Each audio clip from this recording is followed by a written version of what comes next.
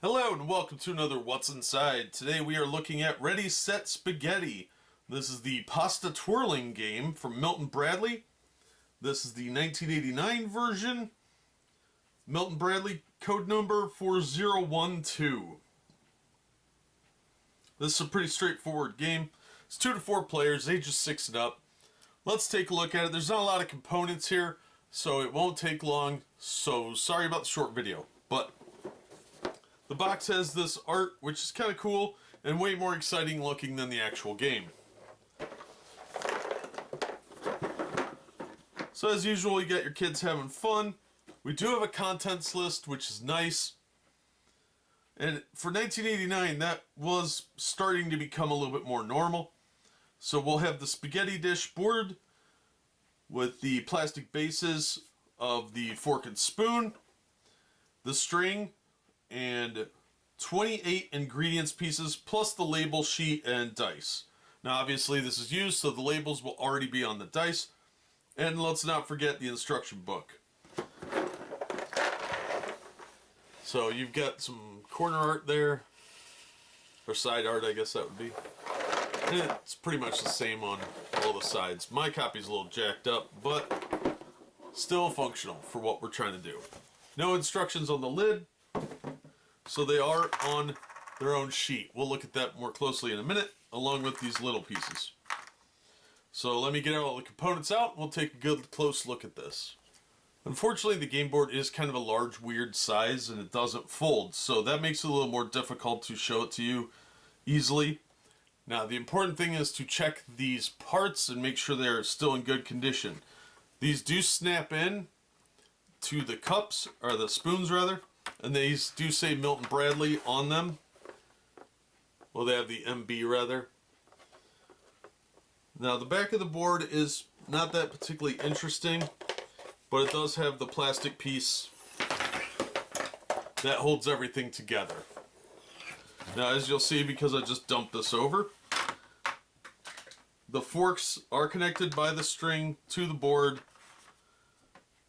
and the goal is to wind them up and pop off the ingredients while these are snapped in here. So there's 4 different colors. We've got blue, orange, red, and green. So you want to make sure the string is there. The string's actually pretty decent quality, and the plastic's not bad either for the 80s. So the parts should hold up pretty well. It's the clip here that I'd be a little worried about, and making sure that all the components are with it, because it will make it harder if any of these are missing. The string you could probably replace without a whole lot of trouble.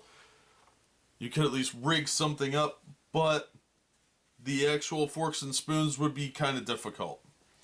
So let's take a look at the smaller pieces. Alright, so I just checked and I'm actually missing one of the ingredients pieces. That's not a huge deal. I've got enough of them that you could still play the game and you'll get the general idea of what's supposed to be in here. The instructions are set up like a menu, and it's actually pretty nice. The paper quality is old, but it is decent. It's more like copy paper, and it's held up pretty well over time. So you can see it's black and white with a little bit of art there. Nothing real complicated. One color, red, kind of boring. But it does get the point across. It does show you how to play the game. So the instructions are pretty important to the game. And it goes through like how to win and all that. It's got the copyright 1989, Milton Bradley. It even has the product number on there. It's 6 pages, 1 sheet folded. It's just like a legal size sheet of paper. Not particularly gigantic, but you will need it for the game, obviously. Alright, so let's take a look at these pieces. They don't stand up well, so I had to put them face down, but they do fit on the board. They are slotted, so replacing these might be kind of difficult. But here we have a meatball, a pepper, mushroom, another pepper, another mushroom, meatball, and a tomato. Try and keep them separate here so we can see how many we've got and see if we can figure out what's missing.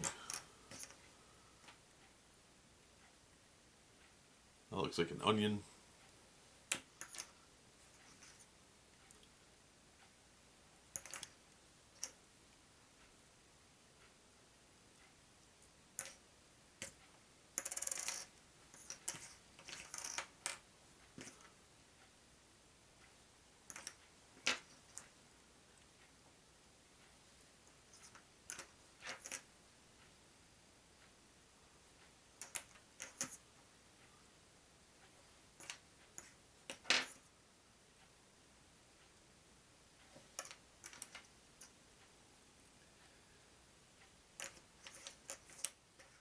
Alright, I've got 6 of the green peppers.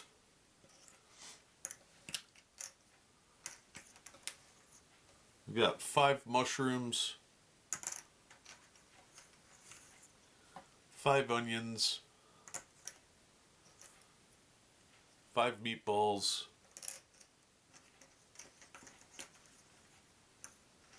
And 6 tomatoes.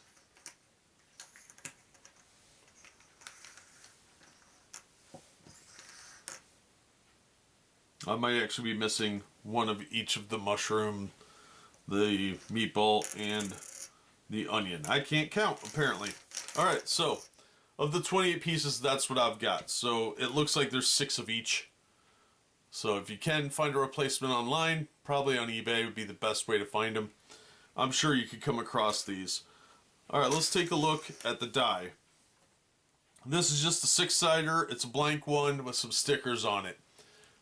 So we've got, alright, we'll start with free choice, and then mushroom, green pepper, onion, meatball, and tomato. So one of each plus a free choice. It doesn't matter really what order they've been attached, because the person putting the game together is going to be the one putting the stickers on, so they probably won't be the exact same thing, but it's one of each plus free choice. So you can replace this with the D6 if you need to, but as a completionist, I of course want the original. These stickers are slightly askew, so a kid probably did these. But the pieces are really nice quality. These are plastic pieces are actually better than the fork and spoons, I think, because they are smaller and they are pretty sturdy. The die is pretty okay, pretty average for a board game from the 80s, so not too upset about that. The stickers, replacing them would be very, very difficult, but you can probably get the replacement pieces from somebody else's set that doesn't have them all. So that is what you can expect to find inside of Ready Set Spaghetti, the Whirl and Twirl pasta game from 1989, ages 6 and up, 2 to 4 players, from Milton Bradley. It's an okay game. It's definitely skews much younger. Older players probably aren't going to be too impressed with it, but younger kids probably like it. But it's one of these that's a weird shape, so finding a storage space for it could be difficult. That's why a lot of times the boxes get beat up. But it's an okay game. Finding replacement parts for this are going to be very difficult, though. It's very specific to this game, and it's not that easy to find most of the time. So if you're a die-hard Milton Bradley fan, you'll probably want to add this to your collection, but I really don't see it getting used a whole lot. But the quality of the pieces is pretty surprisingly good. So, I don't know. I'd have a hard time recommending it just because it is kind of an odd game that's really going to appeal to younger players. And most younger kids aren't going to want to play a game this old because it's from the 80s. You're going to have to get the replacement parts. So unless you have a nostalgia for this, this probably isn't going to appeal to most players. And if you're a Milton Bradley fan, then maybe you'd want it too. So, it's an interesting game, just probably not going to appeal to everyone. But we've seen what's inside, you've heard my take on it. That's going to do it for this episode. Thank you so much for watching and supporting the channel. If you enjoyed the video, please hit the like button and don't forget to subscribe so you don't miss future unboxings and reviews. If you'd like to help the channel in other ways, links to my Patreon, Streamlabs, and Teespring store are in the description. And as always, we hope to see you on the next one.